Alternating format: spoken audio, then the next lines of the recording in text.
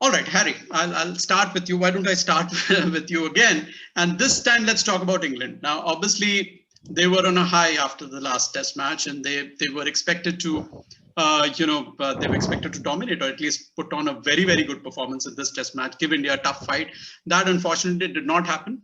And of course, the pitch mattered. But then, if India scores 286 in the second innings, and England failed to cross. I mean, they just about crossed Rohit Sharma's score in the second innings. They failed to cross 164 in 2 innings. So that tells you something that the performance wasn't, up to the mark. So what did you think went wrong for England? What are the factors?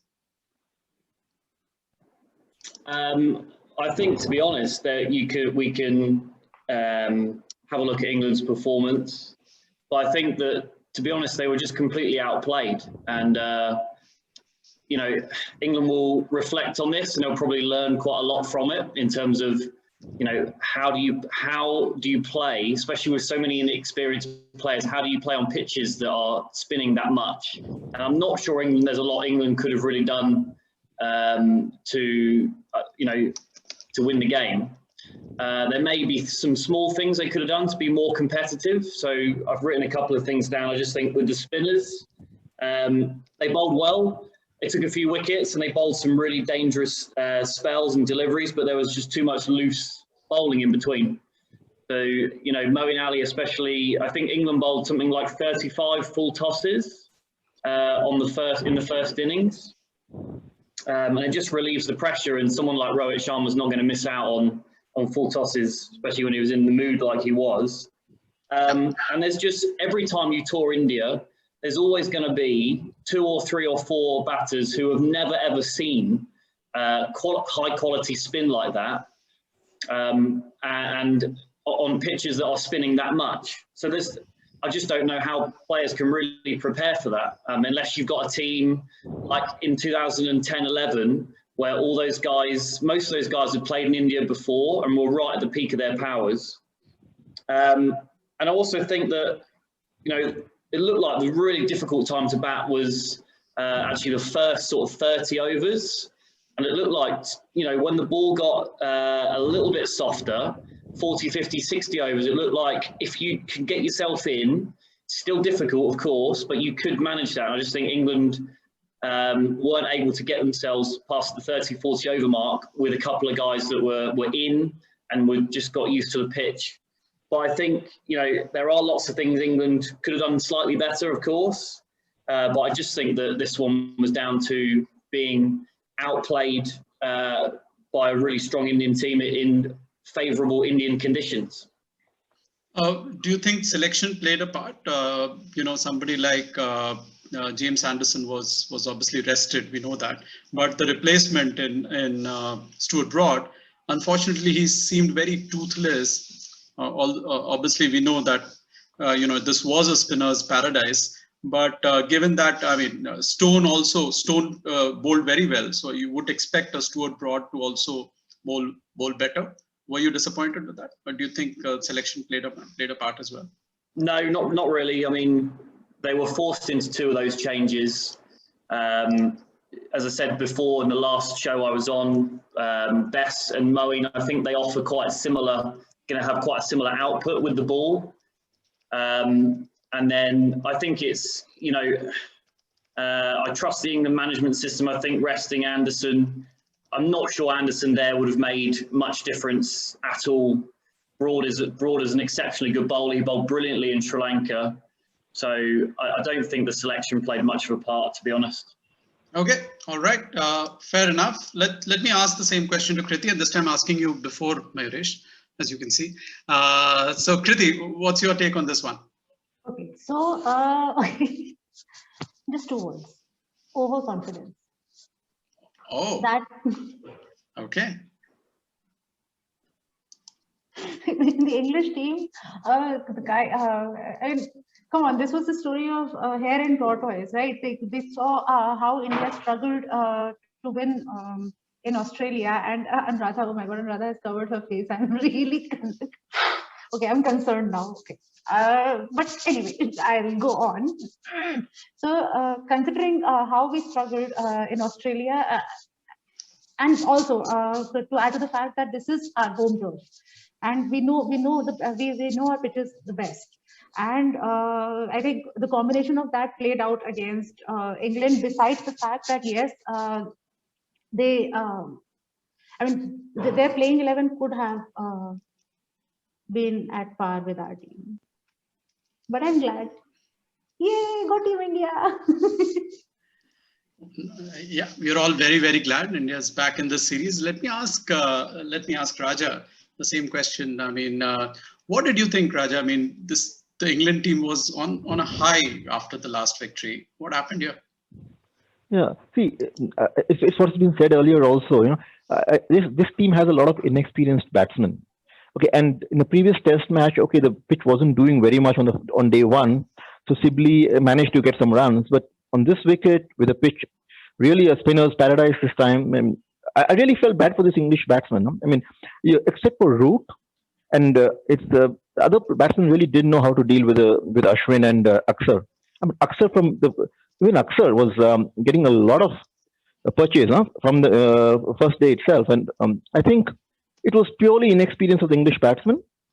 So yeah, that was it. They depend a lot on Root anyway, and if Root fails, I mean, there's not much left in the England batting lineup. All the other guys are inexperienced. Lawrence and Burns and all these guys are not. They don't have experience.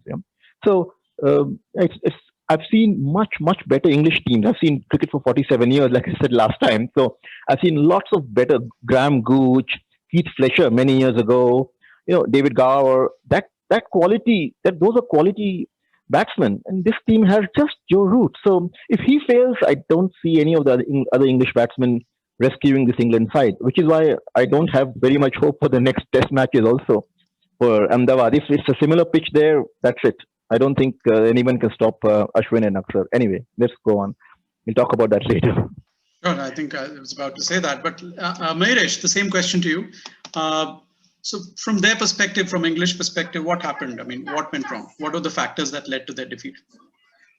I'll come to two factors. I think one was a team selection. I was a bit surprised with the team selection because I thought they could have played both three spinners, Leach, Base, and Moeen Ali, and I thought they could have asked Moeen Ali to bat at number 3 and dropped Lawrence. I didn't think Lawrence was that much effective on this pitch.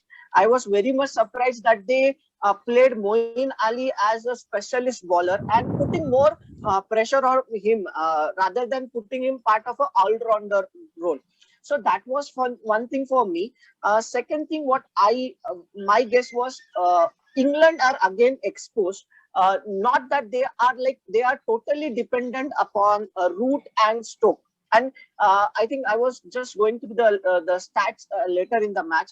I think this is the first match after 8 matches where Joe Root has failed to score 50 against India. So I think it's like if we pick up the England performance away from home for last 10 matches, most of the matches it has been the Root or Stokes who have performed.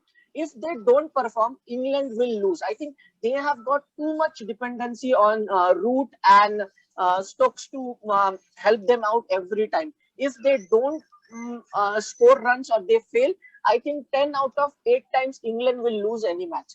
So I think that is over dependency on Root and Stoke is going to cost them. Okay.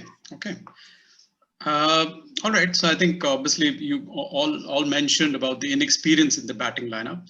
Yeah, I understand, Kriti, you have to go. So we'll miss you and see you again in the next one. Bye. Bye-bye. So yeah, the inexperience you all mentioned. Let's talk about some good things that England did. Just want a word from you, Ayushi, on Moeen Ali's performance. He took 8 wickets. He did bowl many loose deliveries, as Harry said, but he did pick up 8 wickets. Whenever he bowled a good delivery, they turned out to be wicket-taking delivery. So a word on his performance. What did you think? And any other English performer who impressed you? Obviously, he played very well. I think the batting order in today's match, I think he should be played in top 3 or top 4. so that he could have scored well, or he could have earned good runs for the team. And the wickets he took was very impressive. And obviously, this pitch supported the bowlers, and it benefited the Moeen Ali's performance. Okay, okay. And what about Stone's performance? Were you impressed by the debutant? Not the debutant, but I think he's bowled really well. He bowled at high pace. Did he impress you? Not much. I found that he lacks enthusiasm as a debutant. Yeah, he needs. He has very much experienced batsmen against him. So I think he needs. Yeah, he was also good, but I think he needs more More experience. experience. All Yeah, right. yeah. Understood. Okay. Kanish, the same question to you. Word on Moeen Ali's performance. What did you think? And any other English performer that sort of impressed you? We have not talked about Folks. I mean, he was exceptional behind the stumps, right? I mean, exceptional. So, what did you think? So I think regarding Moeen, Mayuresh rightly said that he needs to bat up the order because his track record is fantastic against India, and there's no reason for him to a batsman of his caliber coming down at number 8. He bowled some really good deliveries. Yes, there were inconsistencies, but I think he managed to be the leading wicket taker for England in this test match. But I mean, given how he's been against India, he needs to be up the order. He needs to play higher up. And the other standout performance for me was Ben Fox. I think he was really good behind the stumps. And the stumpings that we saw from him were really good.